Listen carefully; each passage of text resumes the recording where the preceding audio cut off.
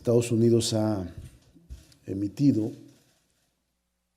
con motivo del asilo que se aplicarían en la frontera sur de los Estados Unidos, tenemos que, como Senado de la República, fijar una posición seria. Nos pronunciamos porque México mantenga su política de asilo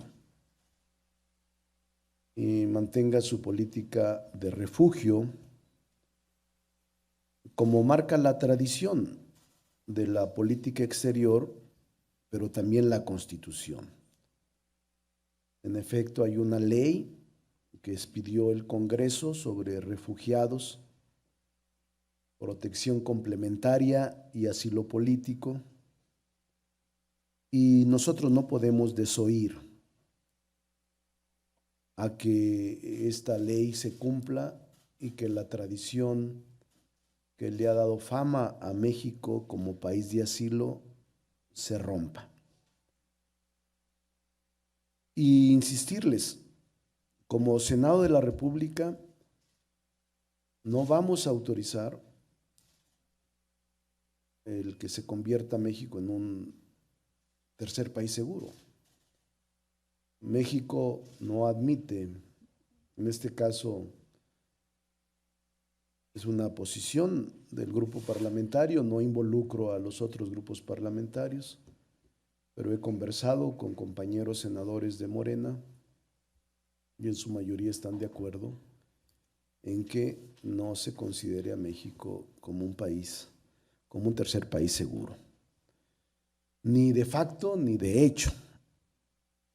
Por eso es que ahora necesitamos que México continúe trabajando desde el respeto irrestricto a los derechos humanos y apego a los compromisos internacionales y a su propia legislación conforme a este tema migratorio.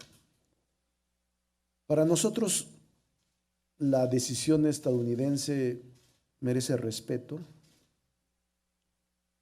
pero no podemos dejar de expresar que se trata y refleja un unilateralismo que es contrario al principio de corresponsabilidad regional impulsado por México hacia la situación migratoria. En una primera lectura no es evidente cuáles serán las implicaciones de dicho cambio de la política estadounidense en cuanto al número de solicitudes de asilo que puede recibir México. Cabe destacar que muchas de las causas que fundamentan las solicitudes de Centroamérica refieren a problemáticas que existen también en México: violencia relacionada con el crimen organizado, pandillas transnacionales, violencia relacionada con la venta y tráfico de drogas, tráfico de personas, persecución por motivos de identidad. Por eso es que nosotros consideramos que México no puede ser considerado tercer país seguro. Asimismo, la gran mayoría de los migrantes provenientes de Centroamérica, fundamentalmente, no ingresa a Estados Unidos por medio de solicitudes formales de asilo. La insistencia estadounidense en el tema sin duda responde a una presión electoral. La declaración conjunta del Ejecutivo, Departamento de Justicia y de Seguridad Nacional señalan directamente al Congreso de ese país como un órgano que es incapaz de reformar las políticas migratorias. Cabe recordar que la Cámara Baja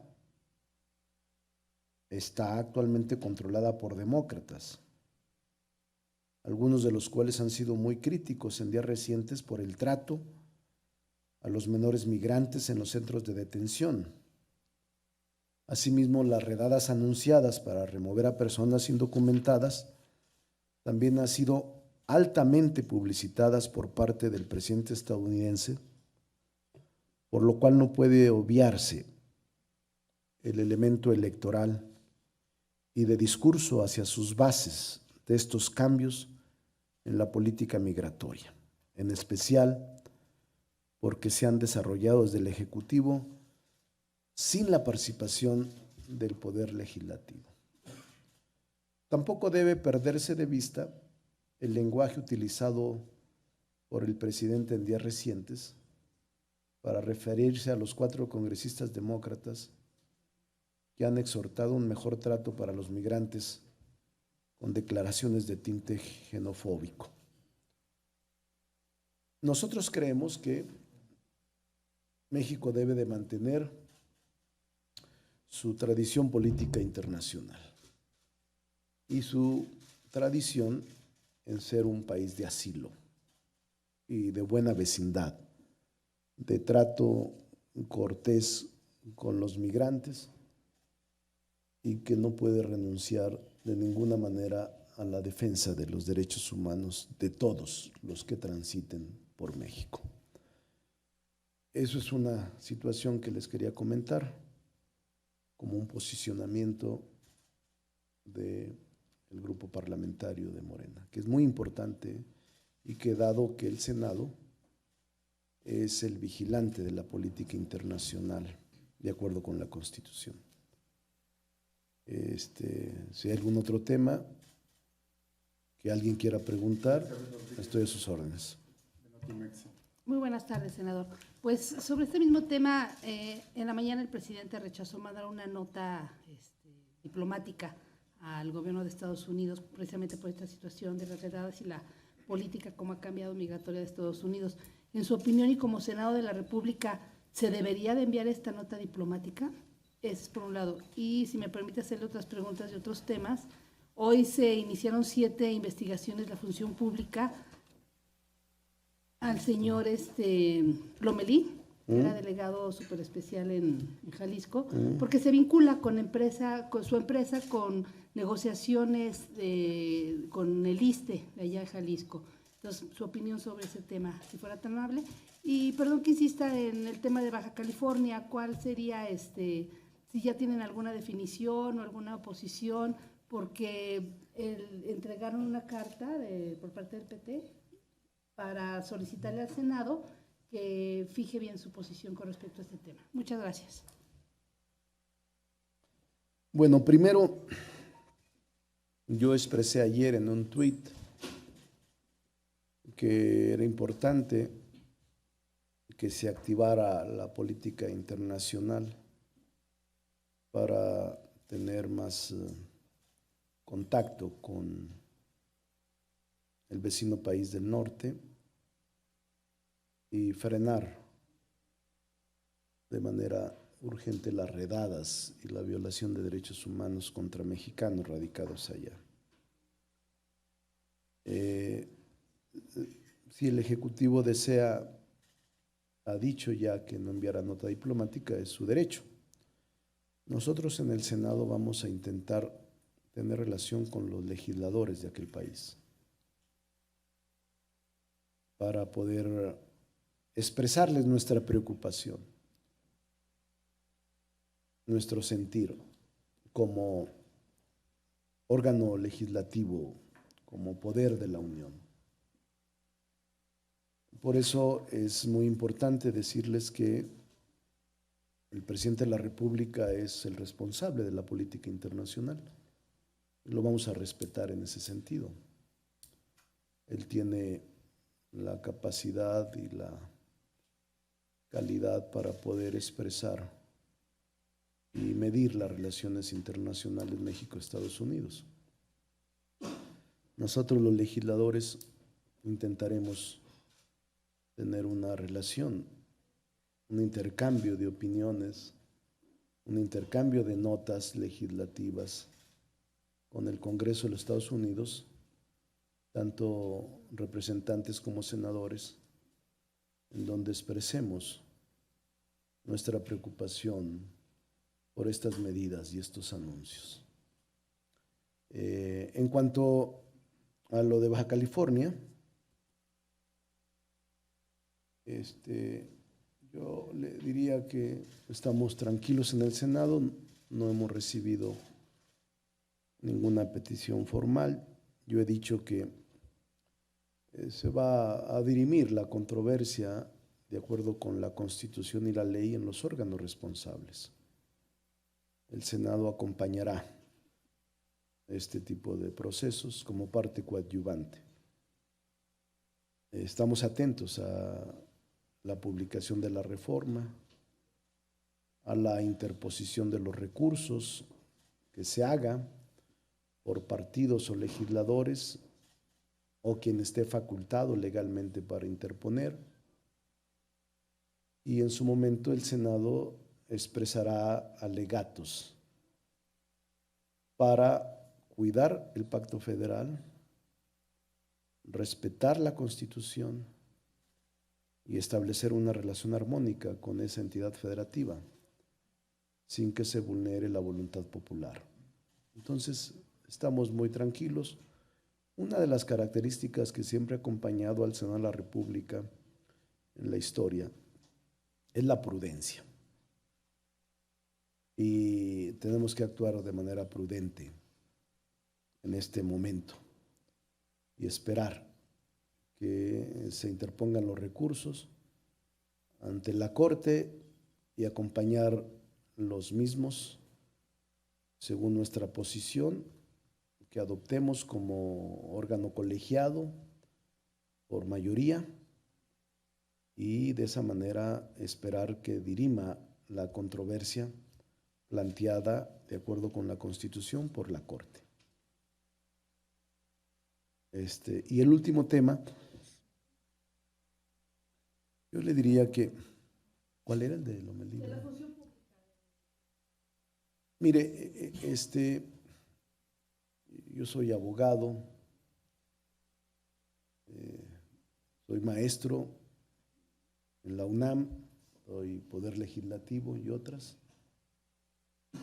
y siempre intento actuar bajo dos principios fundamentales: presunción de inocencia y debido proceso. No me gusta que se condene a personas a priori. No me gusta que se filtre y se declaren sobre hechos que son motivos de confidencialidad o de secrecía en la investigación que se lleve a cabo. A cualquier presunto responsable debe otorgársele ese principio: presunción de inocencia y debido proceso. Hasta en tanto no haya una resolución firme, se estará atento al resolutivo, pero es inadmisible que haya condenas anticipadas de culpabilidades de quienes sean. No me gusta a mí los juicios Torquemada y de condenas inmediatas. Trátese de quien se trate. Gallo, don ¿Qué Gallo. tal, senador? ¿Cómo estás? Un poco Yo enfermo. creo que mal, ¿verdad? Don Gallo, un poco enfermo. Físicamente y políticamente también. Don Gallo. Antes Oye. era el joven Gallo, ahora es Don Gallo. Senador, bueno, pues sí, México ha tenido una tradición pues de exilio y todo esto. Los españoles, los chilenos, los argentinos, se ha llenado México de todos esos países, se les ha dado el asilo y México ha salido muy bien, y a lo mejor ahora Trump quiere hacer lo mismo con los centroamericanos, pero más bien mi pregunta sería: ¿esto no es parte de la letra chiquita que no se vio en el acuerdo con Marcelo Ebrard, que ya ves que hasta andaba adelantando Trump que venían medidas muy fregonas? Eso sería parte del acuerdo que se firmó debajo de la mesa, que se les diera aquí el asilo a los centroamericanos. Y en el otro tema, en el tema de Baja California, como dijo el divo Juan Gabriel, pero qué necesidad. Es decir, son primer gobierno que va a ser de Morena allá en Baja California y empiezan con esas señales, senador.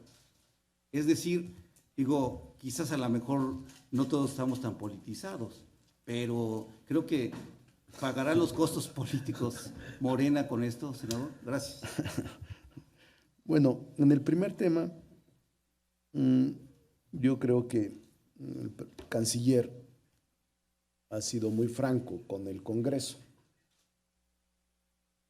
Ha sido no solo cuidadoso, sino que ha expresado en un resumen ejecutivo todas sus reuniones que tuvo previo al desenlace de la posibilidad de la imposición de aranceles a nuestro país por el gobierno norteamericano. Entonces yo no veo letras chiquitas, veo presión electoral y veo también que el país estará sometido a este tipo de presiones mientras dure el proceso electoral en Estados Unidos. Hay que actuar con inteligencia, mucha mesura, pero con firmeza y con dignidad. Es lo que creo. Estados Unidos asumió una actitud, una posición, el Ejecutivo, a través de sus secretarios. Pero es finalmente una facultad soberana de ese país. Nosotros no nos vamos a involucrar en ella, pero sí podemos solicitar y exigir que México mantenga su tradición política internacional y la observancia a la ley, que describe perfectamente el estado en el que se debe de actuar en el caso de que se presenten este tipo de circunstancias de asilo o de travesía migratoria. No creo. Y lo de Baja California Norte, ya que es uno de tus clásicos, Juan Gabriel.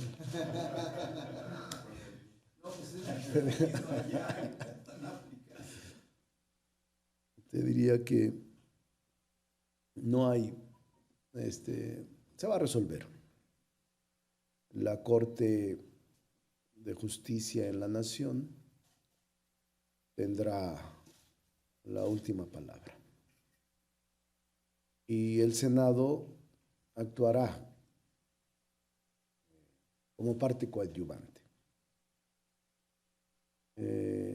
Baja California Norte, Baja California, merece toda nuestra solidaridad, nuestro respaldo, nuestro respeto. Y merece que se dirima la controversia planteada en los órganos jurisdiccionales sin que se altere la tranquilidad y la paz en Baja California Norte. Este ingrediente vino a generar un ambiente de continuación de un proceso electoral que fue muy claro y obviamente hay ruido mediático y hay ruido de los adversarios y de gente que sin ser adversario piensa que no es correcto la ampliación del mandato. Eso es todo. Pero yo creo que la Corte va a resolver y va a resolver bien, para bien de la República, del Pacto Federal y de los poderes constituidos en los estados y en el país. Muy importante el precedente que se pueda fijar en este caso.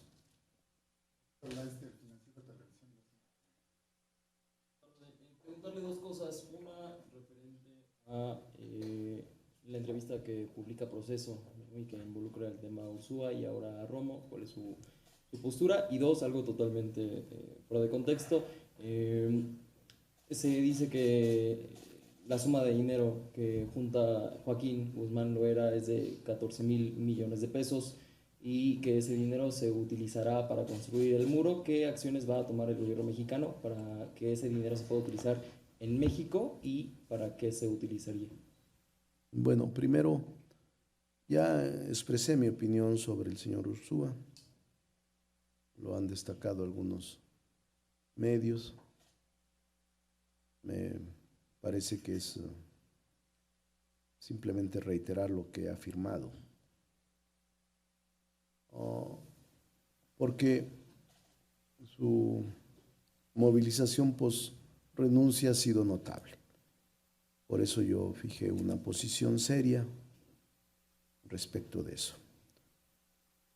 Y respecto de los 14,000 millones que tiene uno de los personajes más emblemáticos que están siendo juzgados en Estados Unidos y que se dice va a ser utilizado ese recurso, su patrimonio en el muro. El gobierno mexicano, vía relación internacional, tiene que establecer un mecanismo de salvaguarda para que estos recursos que se trasladan de manera aparentemente legal en cuentas del exterior puedan ser reclamadas por el gobierno mexicano a través de la Fiscalía cuando se demuestre que son recursos provenientes de delitos cometidos en el país. Es lo que yo creo. Hasta este momento hay convenios internacionales, pero no son tan claros para poder reclamar estas cantidades de recursos provenientes de delitos que se cometen en el país y que son trasladados a otros paraísos fiscales, no solo a Estados Unidos, sino a Suiza, Panamá y a otros países. Entonces México tiene que revisar sus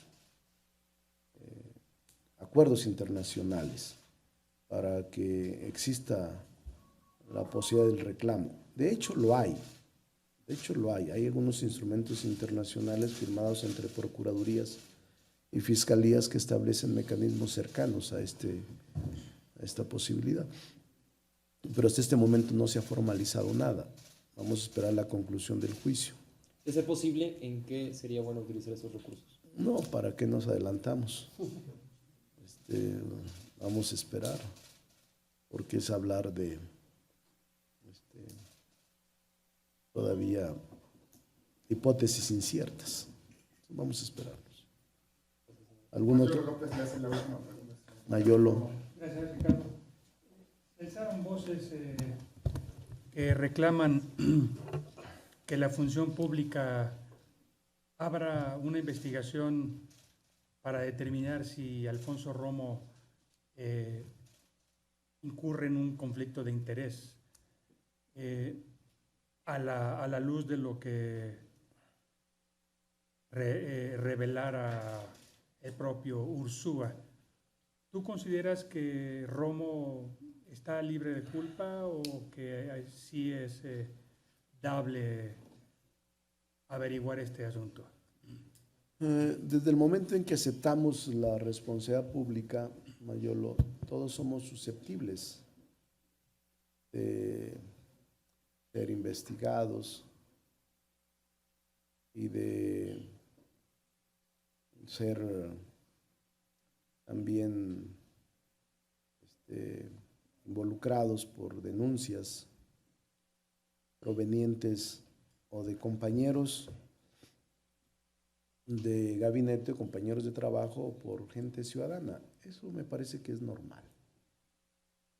Yo conozco a Alfonso Romo desde hace unos 7 años. Lo conocí en la campaña del 2012, siendo yo coordinador general de la campaña del actual presidente. En todos estos años que lo conozco, he visto a un hombre congruente, sensato y no le conozco un acto ilegal en su conducta. pero quienes tengan las pruebas, en este caso el señor Ursúa, podría plantearlo con toda valentía. ¿Debería presentarlas? Pues yo creo que sí, él fue el que abrió la caja de Pandora. Creo que lo conveniente y lo correcto, además lo congruente, sería: estos son los elementos de prueba que tengo contra estas personas. No basta con que señale que el nivel de conocimiento que tiene dentro del gobierno no es compatible con los familiares que tienen algún manejo en la casa de bolsa. Yo no, como yo he sido opositor muchas veces en mi vida, Mayolo, no hago caso de dichos, no hago caso de dices y diceres, no hago caso de rumores, de chismes, porque yo he sido sometido injustamente en muchas ocasiones a este tipo de calumnias sin la presentación de pruebas. No quiero abonar ni ponerle más fuego a la hoguera para inculpar personalidades públicas a los que a mí me parecen son hombres y mujeres que han aportado al país sus mejores conocimientos. No me meto al linchamiento, no soy de esos. En el caso de que hubiera pruebas, pues hay autoridades que tienen que deslindar las responsabilidades. Miren, a propósito de esto que me dices, Mayolo, por ejemplo, desde el año pasado, la campaña política, o en el mes de marzo, abril, usaban mi nombre como el coronel de la campaña de la segunda circunscripción para extorsionar, incluso a medios de comunicación. Bueno, tiene 1 año, 2 meses que siguen extorsionando. Se hacen pasar por mí. Personas de baja calaña, pandillas bien orquestadas, y piden dinero a mi nombre diciendo: te habla Monreal, te vamos a ayudar, y hablan de todo, hasta gobernadores o presuntos responsables. Por fortuna ya desde entonces presenté denuncia, hay detenciones, pero tiene que averiguarse más porque son bandas muy bien hechas.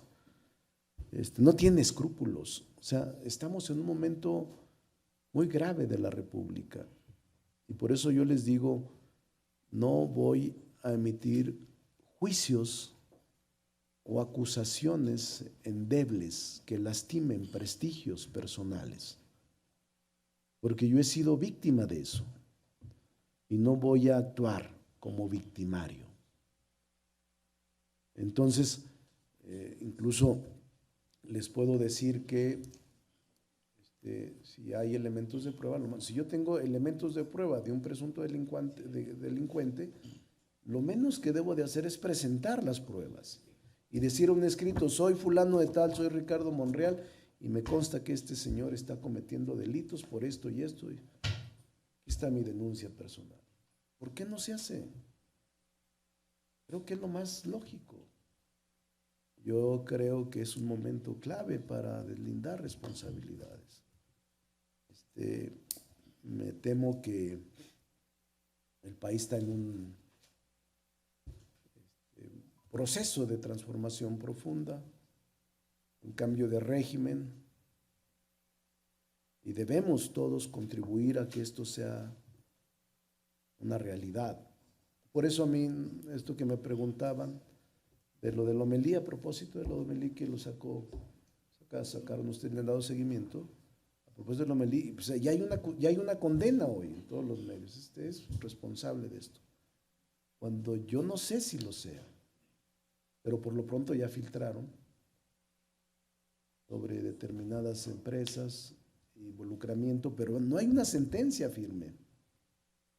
Ni siquiera se le ha dado oportunidad de defenderse en juicio al presunto responsable, pero ya la condena pública es evidente. Bueno, pero ya intervino Función Pública. Pero ¿dónde está la resolución? O sea, el tema es que no eres culpable hasta que un juez te dice: tú eres responsable y por tanto se te condena a tantos años y se te inhabilita tanto tiempo, ahí sí, estoy de acuerdo. Entonces, ¿para qué sirven los órganos de justicia?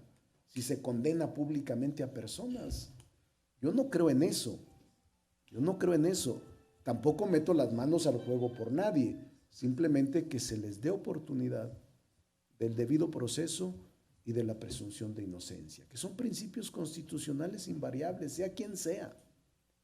Sea quien sea. Entonces, me parece que es pertinente en este momento retomar los cauces jurídicos, el Estado de Derecho, que no es tan difícil aplicarlo cuando se tiene voluntad, como es el caso del actual órgano jurisdiccional, Poder Judicial y Gobierno, y nosotros en el Poder Legislativo hacer lo propio. Pero es importante decirles que deseamos que todo se aclare. Nosotros no vamos a defender a nadie, a priori tampoco, y vamos a ofrecer defensas precipitadas ni anticipadas, ¿no? Tendrán que presentar defensas, sus pruebas, también en descargo de su inocencia o de su actitud correcta en el gobierno. Yo tengo, se los digo con toda honestidad, y no me causa ningún problema decirlo, tengo una buena opinión de Alfonso Romo. Creo que ha contribuido mucho a este inicio de gobierno. Tengo una buena opinión. Ha ayudado a que no se crispen las posiciones, ha ayudado a que transite el gobierno bien y ha ayudado a que pueda haber una interlocución correcta del sector económico con el presidente de la República. No tengo quejas, no tengo dudas. Cuando los saludo nos respetamos. No tengo ningún indicio de que se esté actuando de manera indebida, incorrecta o ilegal. Si hubiese y alguien las tuviese, debería de exponerlas y presentarlas. Esa es mi opinión. Una última duda. Senador, dos preguntas. Respecto a lo que está dando a conocer, ¿es un comunicado, una comunicación a través de los medios o va a ser una nota oficial al gobierno federal? Esta de la es tradición. un posicionamiento. La segunda es, ¿van a llamar a los otros partidos a sumarse a este posicionamiento de respeto a la tradición de...? Voy a hablar con ellos en la Junta de Coordinación Política y vamos a tratar de fijar una posición consensada con todos ellos en la permanente del próximo miércoles. Y la tercera es, ¿qué otros, estos posicionamientos, este actuar del gobierno de Estados Unidos, van a cambiar los parámetros en el Senado respecto a las relaciones con Estados Unidos?